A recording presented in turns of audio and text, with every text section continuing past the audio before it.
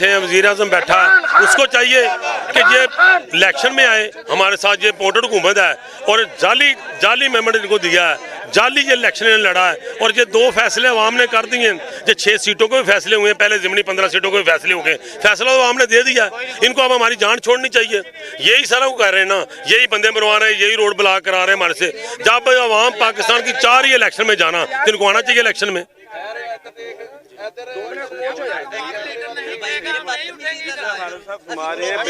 हमारे ये कौम की आवाज़ है, ये मुल्क की आवाज़ है। अवाम साथ होगी अदारों के साथ तो ये मुल्क चलेगा।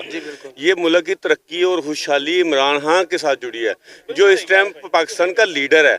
पाकिस्तान का लीडर आपने ज़िमनी इलेक्शन का जिस तरह हाल साहब ने बताया है, कोई ज़िमनी इलेक्शन जिस तरह मर्जी करवा लें, किसी मुल्क में सूबे में करवा लें। आम जो इस टाइम मोटरवे पे देखिए, जब जंग होती है ना, जब जंग होती है तो मेरे लीडर पे, मेरे कायद पे, मेरे मुल्क पे हमला हुआ है।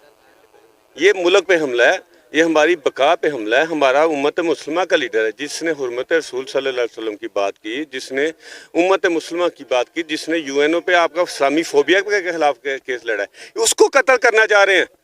ये पहली दफा कत्ल नहीं हुआ सियासी बंदे का। एक और बात मैं करना चाहूँगा, खालिद गुजर साहब के अलावा किसी ने अभी तक किसी ने बात नहीं की।